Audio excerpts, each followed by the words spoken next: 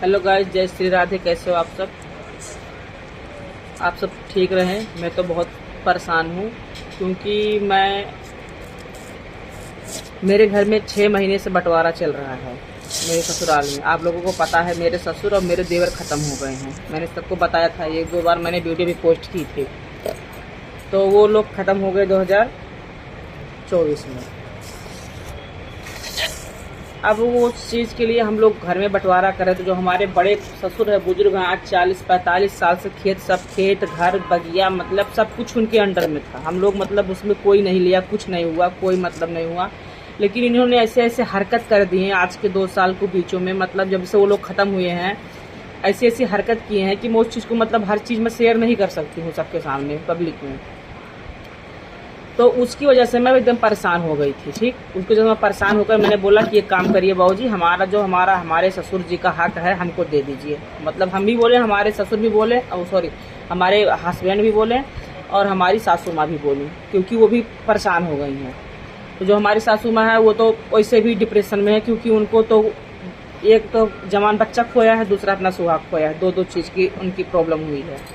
तो उनको किसी तरह से हम लोग संभाले हैं। अब उनको किसी तरह से हम संभाले हैं। जब उनकी स्थिति थोड़ा थोड़ा सही हुआ, तब उनको लग रहा है कि अब अगर हम अपना हम घर खेत सब कुछ बंटवारा नहीं करेंगे तो ये अपना सब कुछ ये हड़प लेगा। क्योंकि हमारे ससुर भी हमको फ़ोन करके ये चीज़ बोलते थे कि सुंदरी, एक बार घर पे आ जाओ, तुम लोग अपना टाइम निकाल के एक बार आओ जाओ, चलो मैं घर पे तुम लोगों को सब कुछ, मतलब जहाँ ज़मीन, जहाँ जहाँ बगिया है, जहाँ जहाँ खेत है, जहाँ जहाँ घर है, जहाँ जहाँ बंजर है, जहाँ जहाँ वो क्या कहते हैं पेड़ लगा हुआ है, सब जगह मैं आप लोगों को हर जगह तीसरी हिस्सा लगा के दे दूं। लेकिन हम लोगों के पास टाइम नहीं था। अपनी भी गलती बोल रही हूँ। तब ना हमारे पास टाइम था, ना हमारे पति के पास टाइम था, किसी के पास टाइम नहीं था। आज ये लोग हम लोगों को इतना दौड़ा रहे हैं, इतना परेशान कर रहे हैं, इतना टॉर्चर कर रहे हैं। अगर हम कुछ कर रहे हैं तो हमारे उसका जिम्मेदार हमारे ससुर और हमारे जेठ होंगे, जो हमारे गाँव में हैं। बड़े ससुर हमारे जेठ एक प्रकार के हमारे जीजा हैं, क्योंकि हमारी बड़ी बहन की शादी उन्हीं के साथ हुआ है। तो हमारे अगर हमको कुछ हो रहा है तो जिम्मेदार वो दोनों हैं उस चीज़ का। ठीक है, क्योंकि मैं बहुत ज़्यादा इन लोगों से परेशान आ गई हूँ, इन लोगों से मैं तंग आ गई हूँ। मैं 6 महीने से बंटवारा कर करके परेशान हो गई हूँ। ये लोग कोई चीज़ सही फैसला करने के लिए रेडी नहीं हो रहे हैं। हर जगह इन लोग उंगली कर रहे हैं, हर जगह अपने हिसाब से कर रहे हैं, हर जगह अपने मतलब से कर रहे हैं कि जहाँ हमारा सही मतलब बन रहा है वहीं पे करूँगा। पुराना टेबल था, 2 बोरिंग था पुराना, इस तरह से बांटा हुआ है खेत, और इस तरह से खेत बांटा कि दोनों बोरिंग इसके अंडर में है। एक पेड़ था आम का बचा हुआ था, वो भी इसके अंडर में है। ठीक, चल ठीक है, मैं दूसरी बोरिंग गलवा लूँगी, कोई दिक्कत नहीं है। खेत इस तरह से बांट दिया है, इतना पतला पतला खेत दे दिया है बारीक बारीक करके कि उस खेत में आपका ट्रैक्टर नहीं जाएगा। अब जो खेत हमारे लेने के लिए रेडी हो रहे हैं लोग, उनको मैं दे रही हूँ तो वो बोल रहे हैं कि मैडम इसमें खेत में ट्रैक्टर नहीं घुसेगा। बताओ मैं कैसे इसको खेत को जोतूँ, कैसे मैं बीज डालूँ इसमें। अब एक प्रॉब्लम तो हो गई। मैंने 3 लोगों से बोला, 3 लोग मना कर दिया कि मैं नहीं ले पाऊंगा। ठीक, वो बोले मैं नहीं ले पाऊंगा। हमने कहा चलो कोई बात नहीं, मेरा पड़ती पड़ा रहेगा, कोई दिक्कत नहीं है, नहीं ले पाओगे। मैं फिर इनसे बोल रही हूँ कि एक काम करिए, हमको एक साइड में दे दीजिए, हमको एक तरफ कर दो, अपना सब कुछ अपना अपना ये अलग कर लो, हमें एक साइड में दे दो। जब तक मतलब कह रहे हैं कि बैनामा करना पड़ेगा। बैनामा किस हिसाब से कराना पड़ेगा हमारे ये समझ में नहीं आ रहा, क्योंकि ना ही तो मैं मायके में खेती बाड़ी से मेरे से मतलब था, खेती बाड़ी के बारे में मेरी जानकारी कुछ भी नहीं है। और ससुराल में तो मैं अभी मतलब कदम रख रही हूँ उस जगह जहाँ मुझे इतना ज़्यादा टॉर्चर किया जा रहा है, इतना ज़्यादा परेशान किया जा रहा है कि मैं उसको मतलब बता नहीं पाऊंगी आप लोगों को। इतना चालबाज इंसान, इतना बेईमान इंसान और घटिया इंसान आज तक मैंने अपने लाइफ में कहीं नहीं देखा। ना ही ससुराल में देखा, ना ही मायके में देखा। लेकिन ये हमारा बड़ा ससुर है, हमारा जेठ है और प्लस हमारा जीजा है। ठीक, 2 चीज़। ये दोनों मिलके इतने चाल चल रहे हैं, इतने कांड कर रहे हैं कि किस तरह से हम सब कुछ उसका हड़प लें। क्योंकि अब हमारे पति हैं अकेले हो गए हैं, उनके पास अब कोई और सहारा नहीं है। और क्योंकि हमारे सास भी उस स्थिति में है कि मतलब वो कहीं आने जाने की, मतलब उनका कहीं तुरंत बीपी हाई हो जाता है, कहीं शुगर हाई हो जा रहा है, उनको कहीं ले जाने आने में हमको प्रॉब्लम हो रही है। और हमारे जो मायके वाले हैं, हमारी बड़ी बहन है, उसके चक्कर में ना हमारे भाई बोल रहा है, ना हमारे बाप बोल रहे हैं, ना ही हमारी माँ बोल रही है। कोई चीज़, कोई सपोर्ट, कहीं से सपोर्ट भी नहीं है। उस चीज़ का ये लोग फ़ायदा उठा रहे हैं कि इनके ये हो गई हैं अकेले, हम जिस तरह से चाहेंगे उस तरह से इनको मोड़ेंगे, और उसी चीज़ का फ़ायदा उठा रहे हैं। अभी एक बार बटा हुआ था घर का हिस्सा, उसके पहले इसने घर में हिस्सा ले लिया है। जैसे 4 भाग में 3 भाग में घर बना हुआ था, तो एक पुराना था, एक और पुराना था, और एक मतलब नए भर के छोड़ दिया गया था।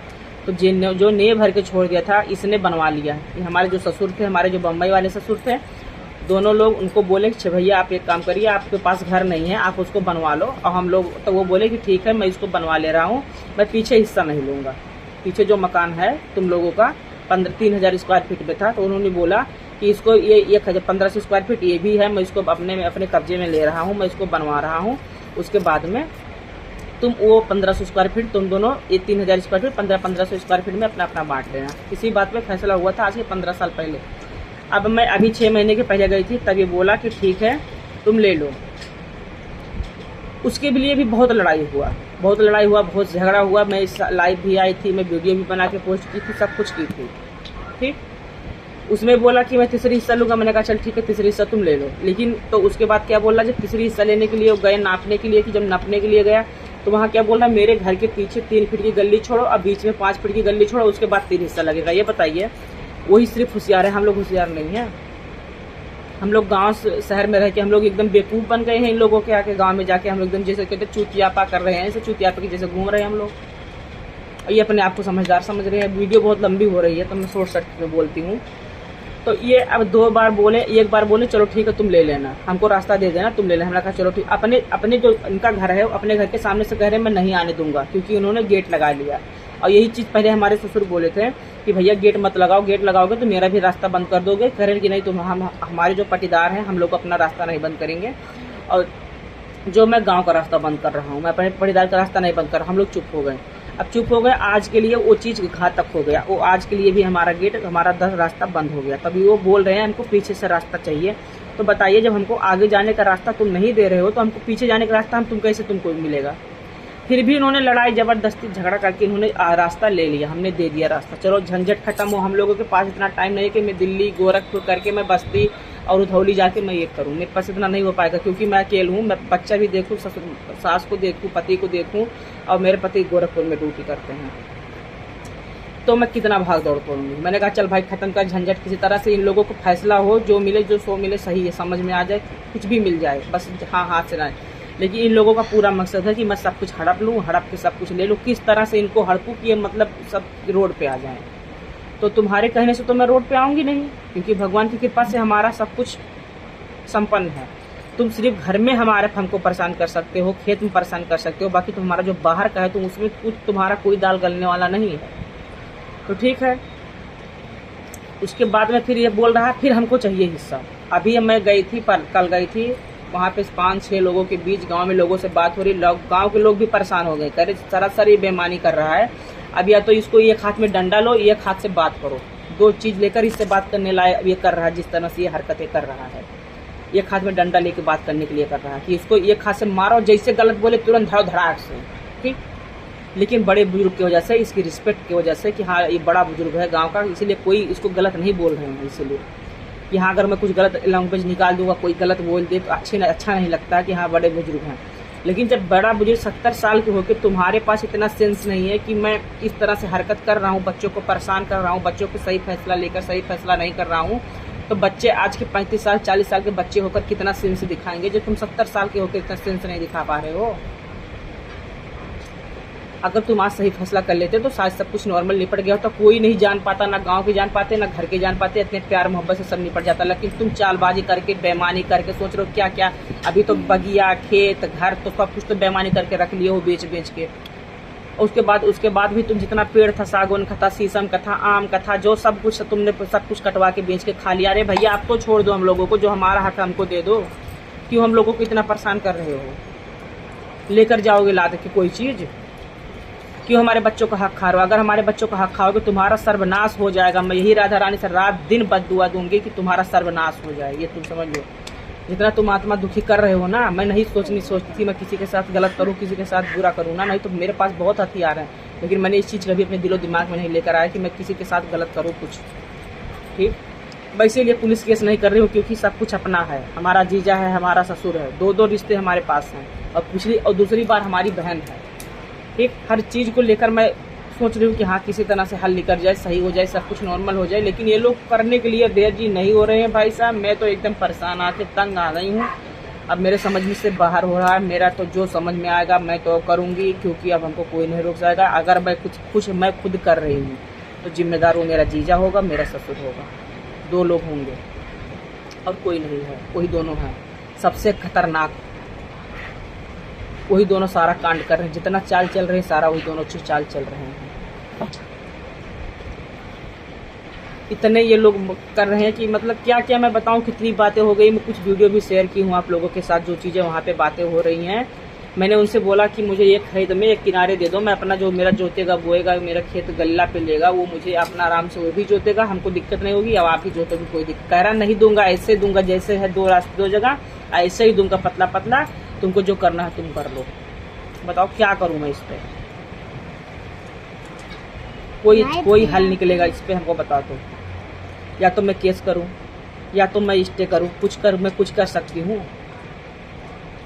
अब जब तुम बदतमीजी पे उतर गए हो तो अगर मैं उसी पे मैं भी उतर जाऊं तो तुम्हारे हमारे में कोई फर्क नहीं रह जाएगा। अनपढ़ में और पढ़े लिखे में तो कुछ तो फर्क होना चाहिए। वही चीज़ का लिए हम लिहाज कर रहे हैं, लेकिन नहीं हो पा रहा है। जिंदगी भर ये सबका हक खाया है, जिंदगी भर घटियाई किया है, जिंदगी भर बेईमानी किया है। गांव के लोग इसको थुपते हैं, 2-4 गांव के लोग इधर उधर के सब थुपते हैं कितना बेईमान इंसान है ये, लेकिन इसको जरा सी शर्म नाम की चीज़ नहीं है कि हाँ मुझे कोई सही कहे। अब अपने घर में भी खेल खेलने लगा, अपने सग भतीजा के साथ कांड कर रहा है। ये भी नहीं कोई दूसरा कोई तीसरा है, पटीदार है, अपना खून है खुद का, फिर भी इसको शर्म नाम की चीज नहीं आ रही है। अब सब यही चीज बोल रहे हैं कि या तो तुम आंख बंद करके संतोष कर दो, भगवान पे छोड़ दो सब कुछ, वैसे अपने आप सर्वनाश हो जाएगा, सब अपने आप सत्यानाश हो जाएगा, जल जाएगा, भर जाएगा। वो भी नहीं हो पा रहा मेरे से। मैं कि संतोष कर दूं, नहीं हो पा रहा, क्योंकि मेरे ससुर का हक है, हमारा हक है, हमारे बच्चों का हक है। मैं कैसे छोड़ दूं? सब कुछ संतोष कर दूं। गांव के लोग करें संतोष कर दो अभी, या तो इससे लड़ो, या तो तुम इससे लड़ो, या तो फिर रहो यहाँ पे। कैसे मैं संतोष कर दूँ? तो कैसे कोई अपना हिस्सा बारी, अपना खेत बारी, सब कुछ कैसे संतोष करेगा? अब कोई देखा कब इसका सर्वनाश होगा तब मैं देखूंगी। अगर मेरे सामने इसका सर्वनाश हो जाए, मैं हंसी खुशी से सारा खेत जायदाद मैं इसको सब दे दूंगी, लेके जाके लाद के सब कुछ दे दूंगी। अगर मेरे सामने इसका सर्वनाश हो जाए तो एक इंच कहीं नहीं लूंगी, सब कुछ इसको दान पे दूंगी। बस इसके घर में कोई दिया जलाने वाला ना बचे, इसके नाम में सब कुछ दे दूंगी कि लेके जा तू अनाथ आश्रम में दान कर देना, हमें संतुष्टि मिल जाएगी। हम तो यही भगवान से प्रार्थना करेंगे, क्योंकि मैं तंग आ गई है। भगवान ऐसा करना किसी घर में कोई दिया जलाने के लायक ना बचे। रात दिन अब यही प्रार्थना करूंगी भगवान से, क्योंकि मेरी आत्मा जल रही है। मैं जितना संघर्ष कर रही हूँ ना आज 6 महीने से, जब किसी का आत्मा जलता है ना तो तुमको अच्छी तरह से उस चीज का एक रोम रोम का तुमको हिसाब देना पड़ेगा। ये तुम समझ लेना अच्छी तरह से, ठीक? अगर किसी का आत्मा तुम जलाओगे तो एक भगवान हिसाब तुमसे लेगा। एक चीज का एक सूद सहित ब्याज सहित तुम्हें चुकाना पड़ेगा भगवान से। तुम छुप नहीं सकते। तुम दुनिया के सामने लड़ सकते हो, हमसे जबरदस्ती कर सकते हो, तुम समाज से जबरदस्ती करते हो, तुम गांव से जबरदस्ती कर से हमसे छीन सकते हो, सब कुछ हमको परेशान कर सकते हो, लेकिन तुम भगवान से छुप नहीं सकते हो। लेकिन जब भगवान की लाठी चलेगी ना तो तुम्हारा, कह तो रही हूँ कि कोई दिया जलाने लायक नहीं बचेगा उस दिन, जिस दिन भगवान की लाठी चलेगी।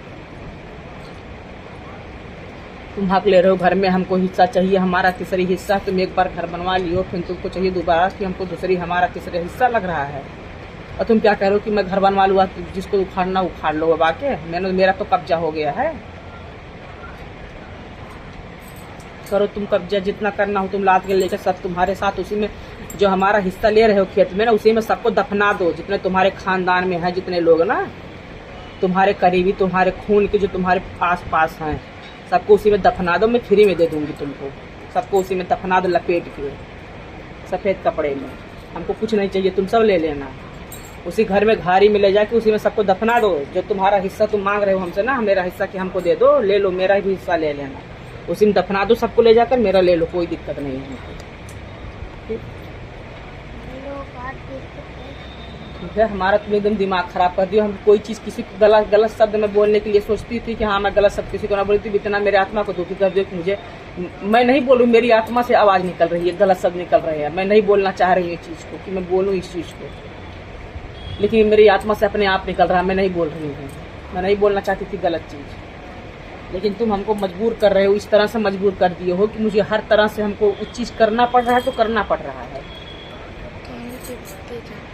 लेकिन तुमको सूद सहित ब्याज सहित उसको वापस करना पड़ेगा। आज नहीं करोगे तो कल करोगे, कल नहीं करोगे तो परसों करोगे, लेकिन तुम करोगे जरूर, इतना सोच लेना। और मैं इससे ज़्यादा कुछ नहीं बोल पाऊंगी क्योंकि वीडियो बहुत लंबी हो जा रही है। ठीक, हम यही करेंगे राधा रानी, तुम्हारा सर्वनाश करें, सबको उसी में दफना देना ले जाकर। मेरा जब हिस्सा ले लेना घर का ना, उसी में सब तुमको सबको दफना दो ले जाकर। तुम एक को दफना दो, मैं पूरा दे दूंगी तुमको उसी में। हे भगवान संध्या माई, भगवान सूरज भगवान, अपने कोरम जाथों माँ के ले जाके उसी में दफना दो, ले जाकर हम दान के, जब कसम से बता रहा हूँ पूरा मैं 1500 स्क्वायर फीट तुमको दान कर दूंगी। अगर कल हो जाए तो कल मैं तुम्हारे नाम लिख दूंगी, यहाँ ले जाके उसी में दफना देना आराम से। ठीक, इतना तुम दिमाग खराब करते, पूरा शान शाही तो बादर राना, एकदम बादर रहने को तरीके हो, पूरा शान शाही लड़त हो, इतना तो अगिया आई हो एकदम से। चलो ठीक है, अब मैं जानती हूँ वीडियो सब तक जाएगी, अच्छी तरह से मैं जानती हूँ, सब देखेंगे वीडियो अच्छी तरह से। पता है हमें कि हाँ कोई नहीं बचेगा कि ऐसा कोई नहीं देखे, पूरे खानदान में देखेंगे, पूरे चारों तरफ घूमेगा तो घूमे, हमको कोई हमारा कोई कुछ उखाड़ नहीं पाएगा। जिसको उखाड़ना होगा आगे उखाड़ लेना। ठीक, जब किसी को आत्मा दुखाओगे तो ऐसे ही सुनोगे, सब कुछ ऐसे ही बददुआ देंगे, ऐसे ही लाइव पे देंगे, वीडियो पे बना के वीडियो सामने तो नहीं दे पाऊंगी क्योंकि मैं दूर हूँ, वहाँ पे मैं रहती नहीं। अगर मैं वहाँ रहती तो तुम्हारे अपनी इतना बददुआ देती ना, तुम जी नहीं पाते रात दिन, तुमको रोटी नहीं पचता, लेकिन मैं वहाँ रहती नहीं हूँ। ठीक, और रात दिन मैं भगवान से ही प्रार्थना करूंगी अब कि तुम्हारा सर्वनाश हो जाए, तुम्हारे घर में कोई दिया जलाने के लायक ना बचे। ठीक, और किसी की गलती नहीं है, तुम दोनों की गलती है, उसी के साथ सब पीसेंगे। सबकी आत्मा, जब हमारी आत्मा को दुखी होगा तो मैं सबके लिए बोलूंगी उस चीज को। अगर मैं तुमसे नहीं लड़ूंगी, नहीं लड़ पाऊंगी मैं तुमसे, ना ही मैं तुम्हें केस कर सकती हूँ और ना ही तो मैं तुमसे कोई वार कर सकती हूँ कि मैं तुम्हें मारूं पीटूं, क्योंकि तुम हमारी उम्र में बड़ी हो, हमको ये संस्कार नहीं मिला मैं तुमको पीटूं आके मैं तुमको। लेकिन जो मेरे अनुसार है मैं तो उसको बोल सकती हूँ, अपना भ्रास तो निकाल सकती हूँ। अगर हमको पुलिस केस करना होता मैं कल तुमको ऐसे नचाती वहीं पे ना कि तुम दोनों छूट नहीं पाते कभी जिंदगी में, लेकिन अब हमको नहीं करना था। मैं गलत काम नहीं करना चाहती हूँ कि मैं अपनी आत्मा से मैं अपनी नज़रों से गिर जाऊँ, खुद की नज़रों से गिर जाऊँ, भगवान की नज़रों से गिर जाऊँ। ठीक,